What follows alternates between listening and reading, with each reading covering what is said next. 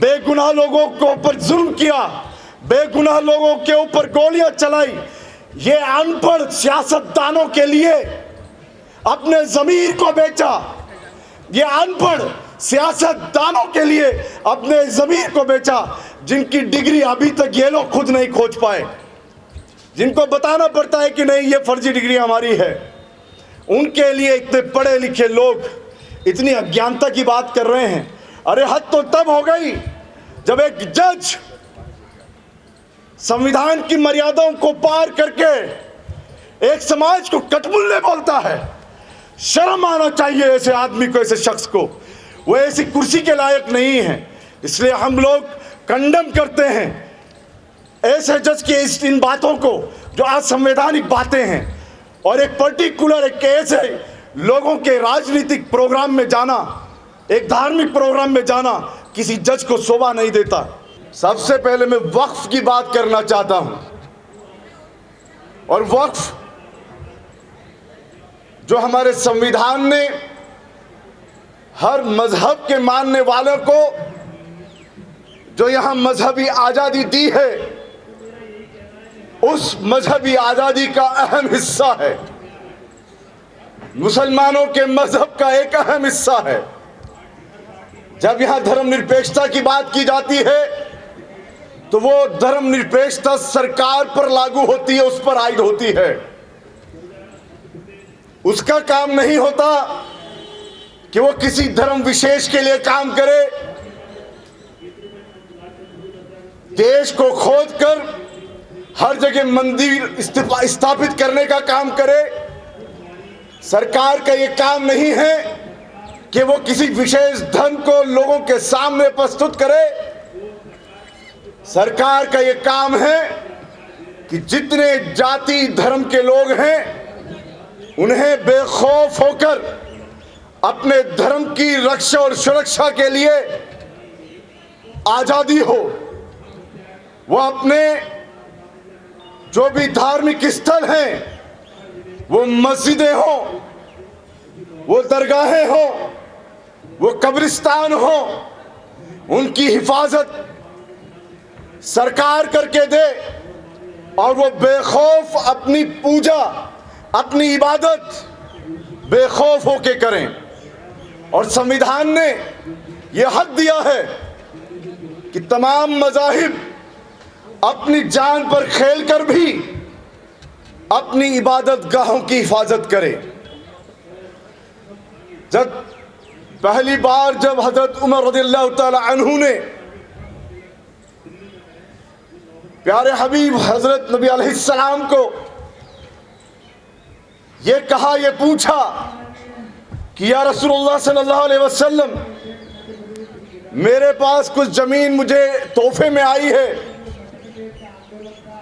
मैं उसे कुछ अच्छे काम में, समाज के काम में देना चाहता हूं। तो हुजूर सल्लल्लाहु अलैहि वसल्लम ने उसी वक्त कहा कि उसे वक्फ कर दो। ये नबी की बात है और नबी की बात के लिए हम, हमारा खानदान, तमाम हर चीज कुर्बान कि वक्फ कर दो। और वक्फ के माने होते हैं ठहराव के, वो फिक्स, इंग्लिश में बोलते हैं फिक्स हो गई है वो। वक्फ के माने ये हैं जो अरबी लफ्ज है, और एक बार वक्फ हो जाती है तो वो वक्फ कयामत तक होती है। और महज यही नहीं, इस बात को खुद हमारा एक्ट जो 1995 के अंदर जो वक्फ एक्ट बना है, जिसके पहले सुप्रीम कोर्ट ने भी एक ऑर्डर में ये कहा, उसके बाद सुप्रीम कोर्ट ने भी ये कहा 1998 के अंदर कि जो संपत्ति, प्रॉपर्टी एक बार वक्फ कर दी जाए तो वो हमेशा के लिए वक्फ होती है। ये सुप्रीम कोर्ट की गाइडलाइन से, सुप्रीम कोर्ट का 1998 के अंदर जजमेंट है। बावजूद उसके 2013 2013 में और भी वजाहत के साथ जो वक्फ अमेंडमेंट एक्ट आया, जो वक्फ अधिनियम कानून बना है, जो वक्फ संशोधन कानून है, उसमें भी साफ तौर पर कह दिया गया और उसको पावरफुल किया वक्फ को। और वक्फ जो सेंट्रल काउंसिल है, उसी के अंदर जो तमाम स्टेट्स के अंदर वक्फ बोर्ड है, जिसमें 32 के करीब वक्फ बोर्ड इस वक्फ सेंट्रल काउंसिल के अंदर आते हैं। उन्हें यह पावर दी गई है कि वो सेंट्रल गवर्नमेंट और स्टेट गवर्नमेंट को और अपनी स्टेट जो वक्फ बोर्ड है उनको गाइडलाइन दे सकती है। जो गालिबन 8,51,000 से ज़्यादा वक्फ प्रॉपर्टीज़ हैं, जो कि गवर्नमेंट ऑफ इंडिया ने खुद इस बात को वाज़ेह तौर पर बता दिया है। अगस्त 2022 के अंदर भी जो रिपोर्ट आई है, गवर्नमेंट ऑफ इंडिया की जो रिपोर्ट है, उसमें 8,51,535 वक्फ प्रॉपर्टीज़ हैं। उनको किस तरीके से जो समाज के लिए काम आना चाहिए उसे मजबूत करें। और इसी संसद में बैठकर किरण रिजिजू, जो अल्पसंख्यक विभाग का मंत्रालय के मंत्री हैं, वो वहां क्या झूठ फैला रहे हैं। एक झूठ ये झूठ है कि राजेंद्र सच्चर की जब बात की तो उन्होंने ये नहीं बताया कि राजेंद्र सच्चर की रिपोर्ट में, उसी कमीशन की रिपोर्ट में साफ तौर पर यह लिखा है, आज भी अंकित है, कि वक्फ बोर्ड की प्रॉपर्टी पर लोगों ने ही नहीं, सरकारों ने भी कब्जा कर रखा है।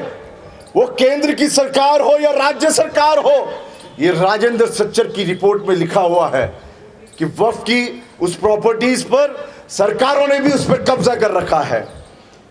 तो जब मंत्रालय किस लिए होते हैं, जब आप अल्पसंख्यक विभाग के मंत्रालय को देखेंगे और जब वक्फ अधिनियम को देखेंगे, उसके अंदर साफ लिखा हुआ है कि ऐसी नीति बनाई जाए कि जिस नीति से वो जो अल्पसंख्यक समाज है उसका उत्थान हो, वो मजबूत हो, वो सामाजिक रूप से हो, आर्थिक रूप से वो लोग किस तरह से उनका उत्थान हो सकता है, वैसी नीति बनाई जाए।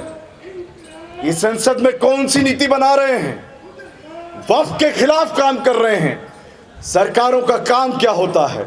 सरकारों का काम होता है कि जो विभाग कमज़ोर हों, जो धर्म के लोग, जो एक वर्ग, एक जाति के लोग अगर कमज़ोर हों तो उन्हें उठाए, आर्थिक सामाजिक तौर पर उनका उत्थान करे और उन्हें बराबरी के साथ आगे बढ़ाए।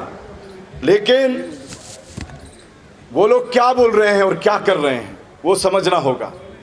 जब वो बोलते हैं वहाँ से बैठकर कि जो वक्फ का जो अभी एक नया संशोधन बिल वो लेकर आ रहे हैं 2024 में, जो फिर से एक वक्फ अमेंडमेंट बिल बना रहे हैं और जिसके लिए जेपीसी को बनाया है, उसमें क्या है?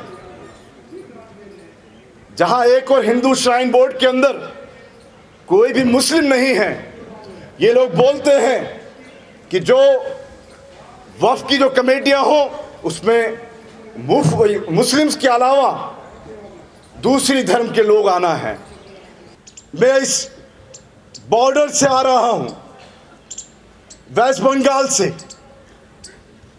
उस फरक्का बैराज मुर्शिदाबाद से लाल गोला तक एक रेल यात्रा, हमारी पूरी एक पथ यात्रा फरक्का बैराज मुर्शिदाबाद से लाल गोला तक एक पद यात्रा को संबोधित करके आपके पास आ रहा हूं।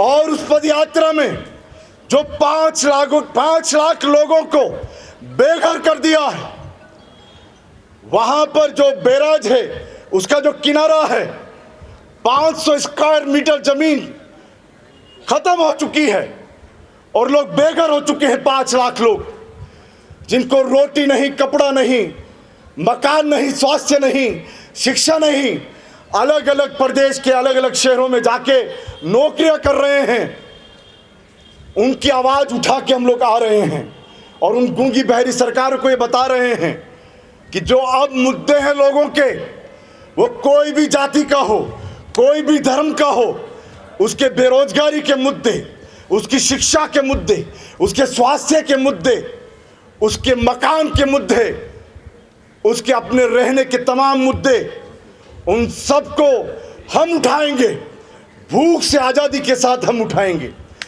और साथ ही साथ अपनी इस बात को विराम देते हुए भय से आज़ादी के साथ इस भारत को, इस इंडिया को भय मुक्त भारत हम बनाएंगे इंशाल्लाह।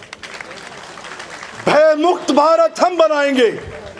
जिस तरीके से ईडी, सीबीआई को इस्तेमाल कर रहे हैं, पुलिस प्रशासन को इस्तेमाल कर रहे हैं, हम लोग सड़कों पर आके इनको रोकेंगे।